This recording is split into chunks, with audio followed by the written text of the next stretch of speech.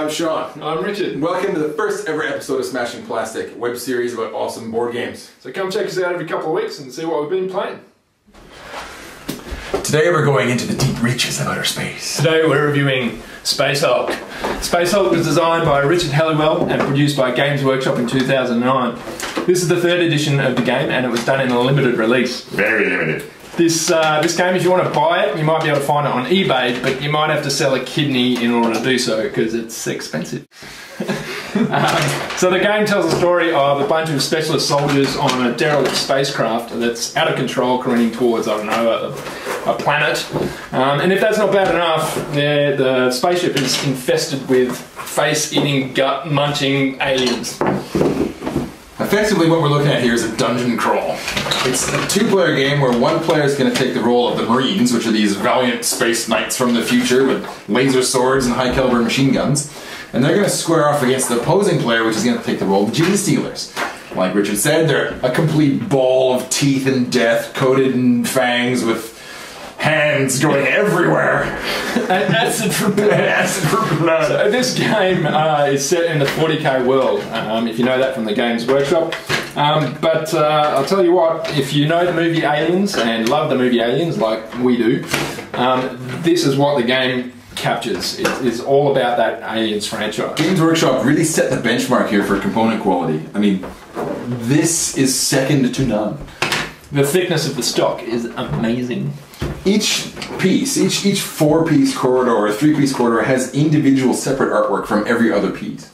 And all this effort goes a long ways to tell a story. It contributes to the theme. For example, there's a femur and a pile of blood. This one's got a big bloody vent. This one's got shell casings sitting all over it. Concentrated acid for blood. I mean, love this stuff. It's amazing.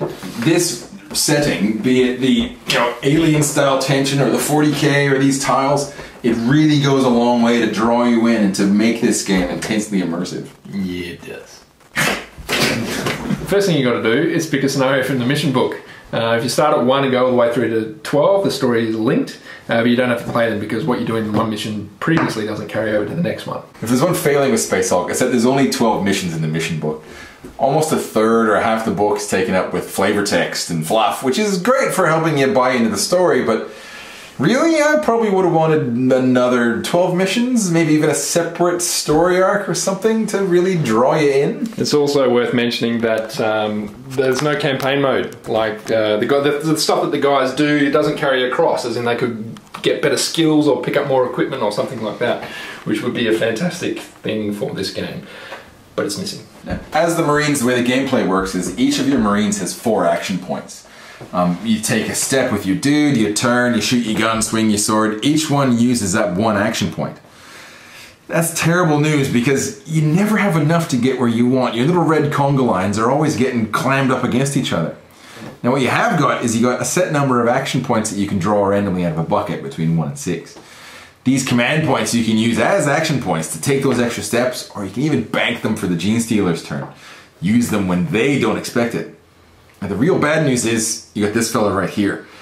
The Gene Stealer player is going to be watching this like a hawk, because if the sand timer runs out before you finish moving all your dudes, it's it. It's turn over.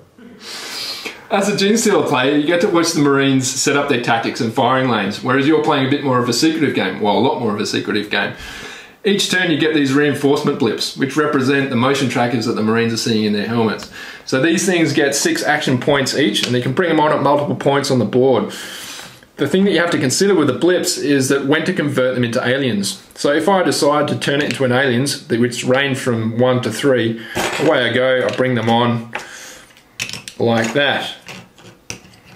But what I've done is effectively lost a turn. So when the Marines see a blip, they forcibly make you reveal how many aliens are there.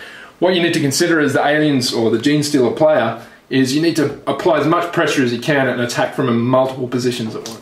As the Marine player, you get a couple of tricks up your sleeve, a few special weapons, a couple of special characters, but really it all comes down to the setting up of tactical fire lanes.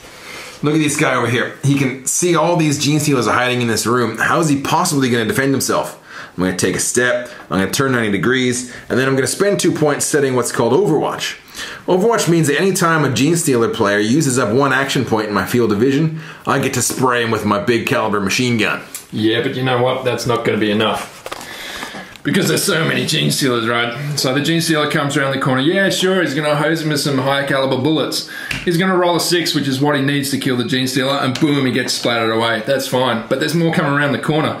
So the next Gene Stealer comes around the corner, and what I'm hoping for is a Marine player will roll a double. And what happens then is his gun jams. And then it's all over for the Marine, because the Gene Stealer is going to get up in his grill, and he's so much better in hand-to-hand combat.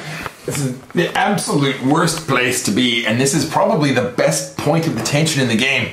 It all comes down to roll-off. Whoever rolls highest wins. Now, the trick is that the Gene Stealer gets 3 dice, and the Marine only gets 1.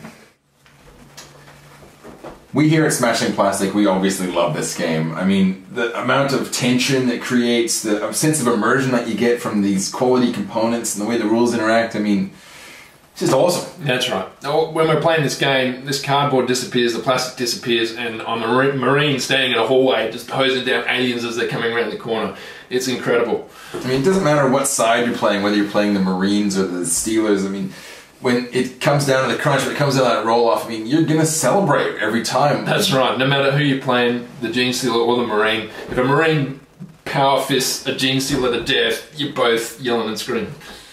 Alright, so what do we think? I mean, this game is easily in Richard and I's top 10. It's one of our favorite games of all time, and it's something that you definitely need to try to experience. If the price point in this game is a little bit intimidating, there's a few ways you could approach it. One of them, there's the digital version of this game, but it doesn't live up to the legend at all. It's awful. And then the other way you could look at it is these minis translate perfectly across into 40k. So if you're into 40k, that's another way you could justify the cost. Look, you know, I have to recommend this game because it's just so awesome. I mean, it replicates aliens! Aliens! That's I mean, you're running down hallways, hosing down guys, watching motion sensors, splattering aliens. It's just fantastic. Oh, I couldn't agree more. It's the intensity of this game that I love, and also the nostalgic value, because I've played this from first ed. I absolutely love this game. It hits the table all the time, and we enjoy it every time. Thanks for watching the first episode of Smashing Plastic. Thanks for checking it out. If you liked what you saw, please subscribe, and obviously, you know how the internet works. We need these things to keep us going. That's right, and especially chuck some comments on there, because we want to know what you're thinking, what you think of us, what you think of the show, how we can make it better, things like that. Let us know. If you wanted to contact us a little more directly, I'm at Smashing Plastic on Twitter. And I'm at Axe Kelly on Twitter. So, thanks for watching. See you.